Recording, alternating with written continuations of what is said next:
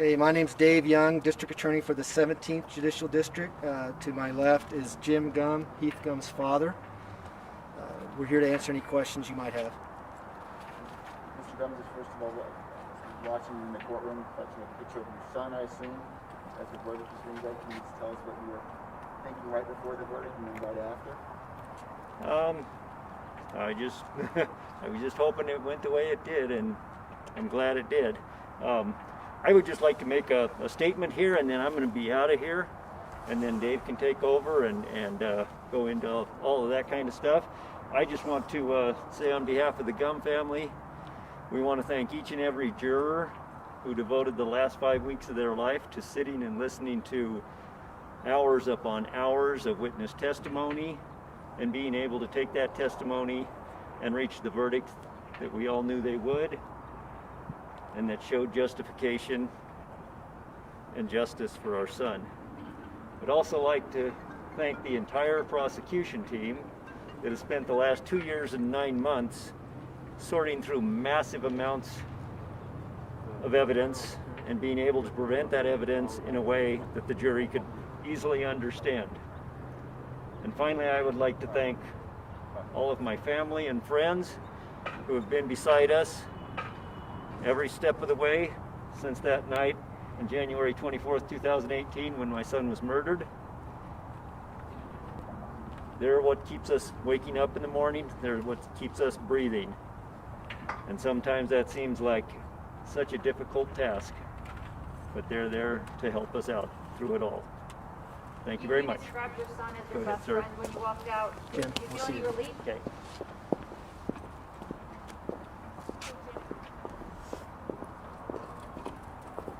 Mr. Young, just your general thoughts about this very lengthy trial, including the postponed for a while and emotional, it took a while. Talk a little bit about the toll it took on the family. And Sure, this is, anytime you have a murder case, it's very challenging. The families of the victims always want to have closure and they want to see something come out of it.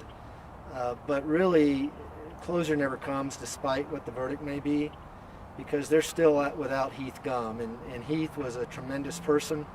Not only was he a law enforcement officer, he was a tremendous friend, brother, and son, and loved by very, very many. So although we're very satisfied with the verdict, the Gumm family doesn't have closure, and nothing's going to bring him closure because Heath can't come back. You know, back in April, this was ruled a mistrial. How do you think that played a role in today's verdict? Well, it's today's world, really. I mean, we're all living under COVID-19 and the restrictions that we're all under right now. And it's very, very challenging to have a trial of this magnitude under these circumstances. And there's at least 3 times where I thought the trial was going to end just based on COVID-19 issues. But we were able to get through it and were able to get a just verdict. When you say you thought the trial was going to end, do you mean you were going to get the ruling you were searching for? Do you think that you were going to fall short of that ruling you were searching for? No, I think because people may have been infected with COVID-19 may have impacted our ability to continue with the trial. Nothing legally. It all surrounded COVID-19. could you just talk a little bit about the defense's argument that Deputy Gumm fired first, and as a result, Mr. Dearing shot in self-defense? Your thoughts about that defense? Sure, it's contrary to what the evidence was.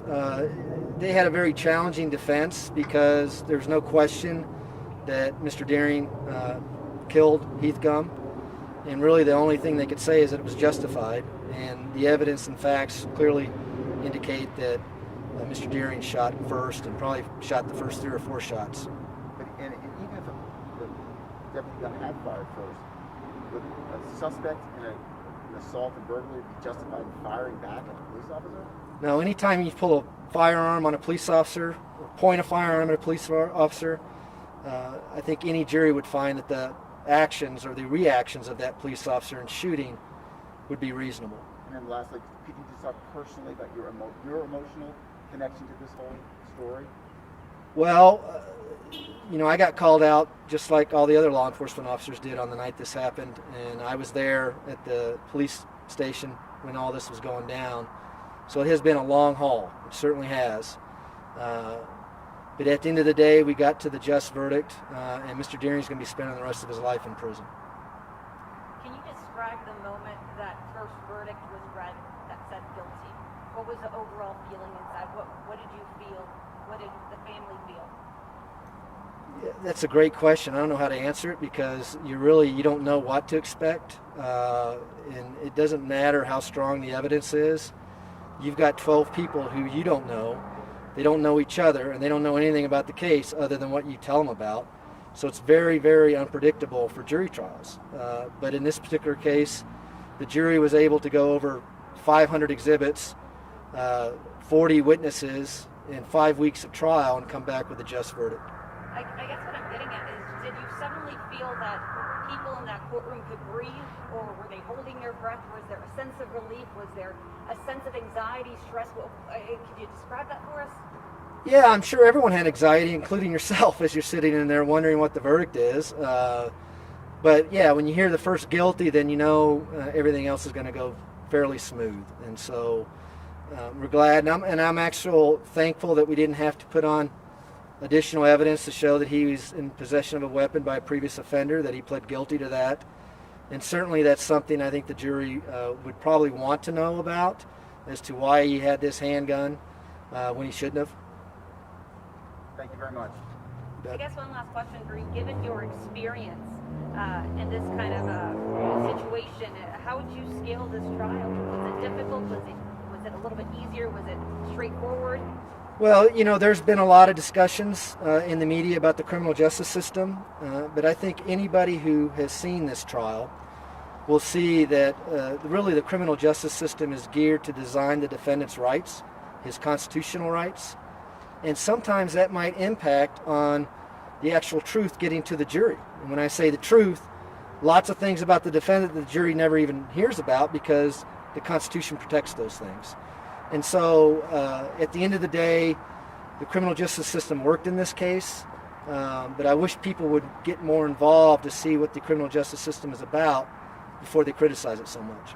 We don't get to use video of what happened in there, but can you describe just briefly how the suspect reacted to that first guilty? Did you look over? Did you?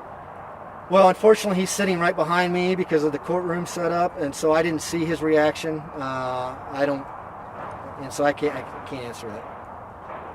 Thank you. You bet. Thank you, guys.